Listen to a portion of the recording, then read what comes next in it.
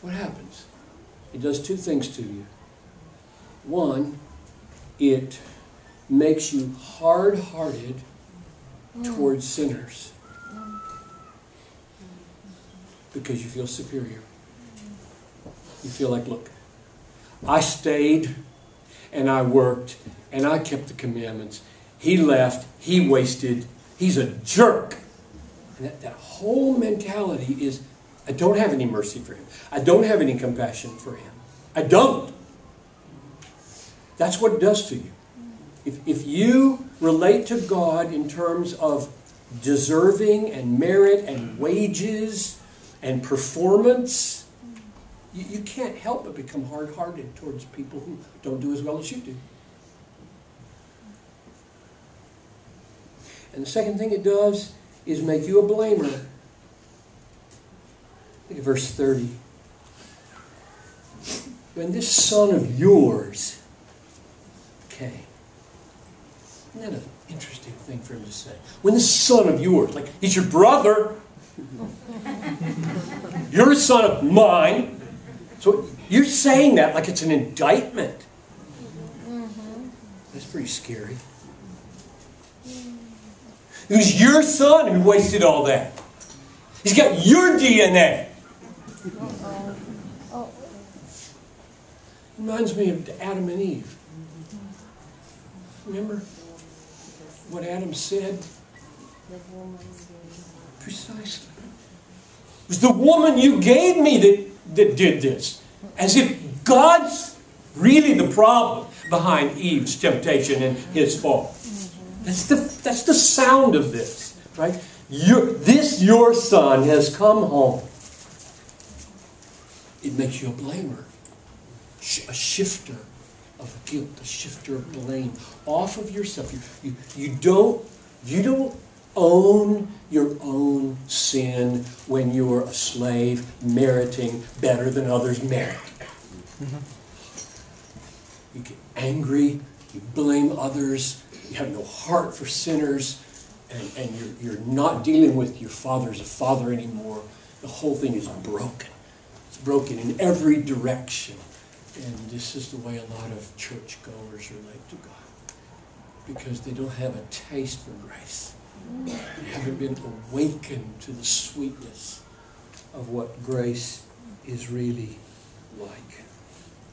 Now, what does the Father have to say to this broken, hard, blaming, distant, slave-like son? I know, and you know, that elsewhere Jesus has lots of painful, negative things to say to the Pharisees. I mean, just about as bad as it gets, right? Matthew 23, woe to you, whitewashed tombs, brood of vipers. He can talk like that. He doesn't hear. There's 2 or 3 places where Jesus opens the door in front of the Pharisees and says, you're my son. Let's watch him do this as we close. Number 1, I see 5 things he says. The Father came out to him, verse 28, second half of the verse. And his Father came out. So the Father heard inside where the party's going on, where forgiveness is happening and grace is abounding and mercy is flowing. The Father hears, your son is angry at all this. He's angry. And instead of saying, angry, tell him to get in here. He doesn't send word. He goes out. He goes to him. This is just like going out to meet the prodigal. Right? He went out to meet the prodigal. And he went out to meet his older son. You know, the son wasn't even coming. It's kind of an extra effort to go meet the older son halfway. Here's the picture I have. So, I'm sure this happens right across cultures here. I assume it does anyway. So it's Thanksgiving and 20 people are in your house. And these people have been together 20 times over the last 25 years on Thanksgiving. And Aunt so-and-so has a reputation for being easily offended. And dinner is to be at 2 o'clock. And at 1 o'clock, somebody said the wrong thing about, or to, Aunt Rose. Hope nobody's name Rose. Aunt Jane, whatever. And Aunt Jane is stewing in the bedroom upstairs. Isn't coming to the table. Everybody knows this is going to be trouble. Everybody at the table is going to want to know where Aunt Jane is. Her place is going to be empty. And everybody's going to hear, she's upstairs. She won't come down. She won't come down. What's wrong? And the whole thing's going to be ruined. The whole Thanksgiving is going to be ruined. That's what I feel here. And you know, my attitude at that point, I'm going to Aunt Jane and say, get yourself together. For goodness sakes. You're going to ruin the whole party. This is ridiculous. It's not worth this kind of demonstration. That kind of talk is not the way Jesus talked. Not the way the Father talked. He came out to him. Number 2, the Father entreated him. Entreated him. That's an important word here. Verse 28, near the end. And as the Father came out, and his Father came out and began entreating him. Remember, he had said, I never neglected one of your commands. And here we have the Father not commanding, but entreating. Son, I don't prefer to command you. I mean, you're a grown man now. That's not the way I want to relate to you. I want to entreat you.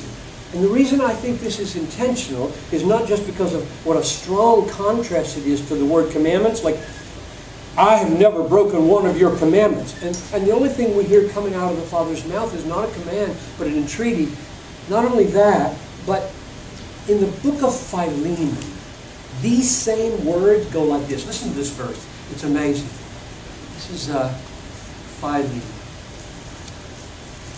chapter 1, verse 8. Though I have enough confidence in Christ to order you, I have enough confidence in Christ to command you to do what is proper, yet for love's sake I rather entreat you. So in the New Testament, you've got this distinction between commands. You have a right. Dad has a right. Paul has a right here as an apostle. Has a right, and he doesn't take his right. Doesn't use his right. He says, for love's sake, I entreat you. As though it's more likely that I could create a spirit of love between us rather than a slave-master performance between us if I would entreat you. And so I'm entreating you. That's what's going on when it says he entreated his son. He's trying to awaken a willing response. No father wants begrudging obedience from his son. Yes, obedience, but not that kind. Okay, if I have to, I will. That's not a relationship anymore. That's a slave master. You got the belt, I've got the bottom, bam, I'll do what you say.